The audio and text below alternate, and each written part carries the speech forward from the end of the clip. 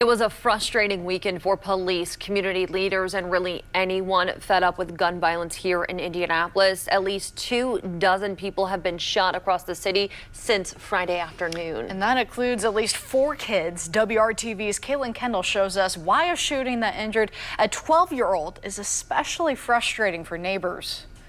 Bullet holes riddled this car on the far east side of Indianapolis. It's frustrating. We got the top there and then up there on the door. A business hit too. It's not normally like this. It's some of the damage left behind on Devon Avenue. I heard it pop, pop, pop. It sounded like it came from right on the corner of my house there. A 12-year-old hit in the crossfire. It's kind of disgusting, and people should have self-control and not play with weapons. You don't pull them out unless you intend to kill somebody. It's not something to front with.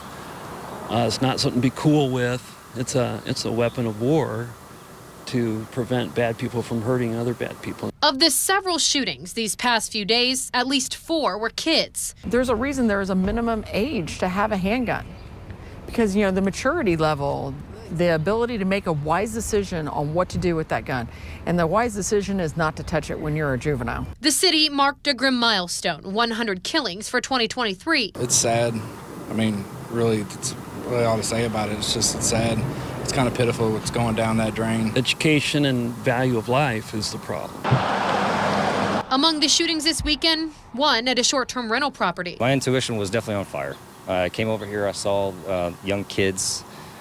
We say kids, I say kids, it might be 18, 21 years old. Neighbors say the party was going on all weekend. I saw cars, I saw guns. I saw them in ways. They were very, very flaunting of the fact that they had guns. Police say more than 300 people were in attendance. Summer night, kids are being stupid, and had no idea it was going to get that far out of hand. A 12-year-old was shot while heading to the party. If we're not involved with our upbringing of our children, we're not going to change our community. Many said solving the violence problem starts with parents. It's got to stop. And the only way to stop is for all of us to continue working together. In Indianapolis, Caitlin Kendall, WRTV.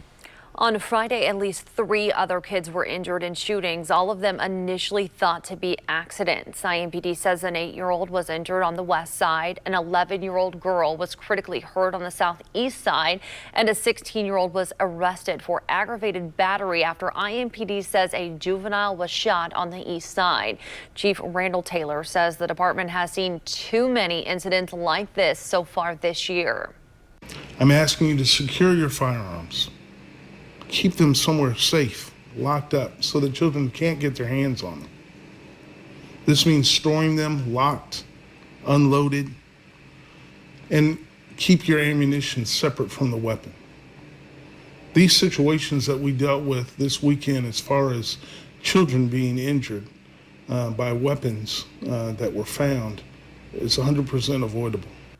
In Marion County, residents can get a free gun lock from any Indianapolis library location. Our team coverage continues tonight with a look at how teens are being encouraged to focus on something else to keep them safe and away from violent gun-related behavior. WRTV's Rachel Wilkerson shows us how the city's summer program is focusing on conflict resolution. Good word. Step by step. 1, 2. And punch by punch. Give me a punch.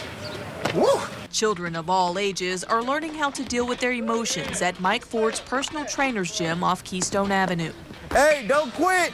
7. Squat down. As gun violence amongst teens across Indianapolis continues to rise, 18-year-old Daquan Dry says youth are becoming numb to it. It shouldn't be normal, but it's normal, so it's heartbreaking.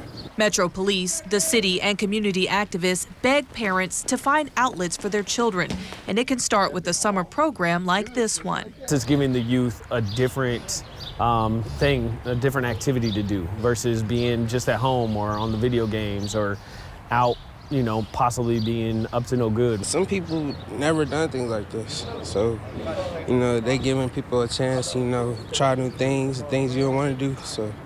But you want to learn. Good loving. For Dry, getting some exercise, coaching, and support from fellow men is a way to keep him off the streets. It's a lot of things to do out here that's tempting, but I just find something positive to do. It's more than just boxing and training. Today's session is about keeping these kids out of trouble and to learn about conflict resolution. Because there's other ways to do things than fight, okay? So I just want y'all to understand that. That's what it's about, discipline, okay? And knowing how to fight, when not to fight at all, okay? Trainer Mike Ford wants teens to know guns are not the answer. And it does not make you a punk, does not make somebody bullied you. It just means you're smart. It's one of the reasons why Kevin Beverly decides to bring his 15-year-old son, Cameron. It really hurts all families. You know, I have went through that myself with a cousin of mine that got killed to gun violence. And it didn't only just hurt his family, it hurt all his friends and his loved ones. So I really hope that it can stop, you know, and if more kids can get out here in programs, they'll know how to think instead of running to a gun. Good job, good hustle. Rachel Wilkerson, WRTV.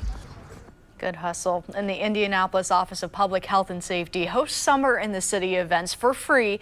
You can learn more about the activities available each day and find a link to sign up right now at WRTV.com.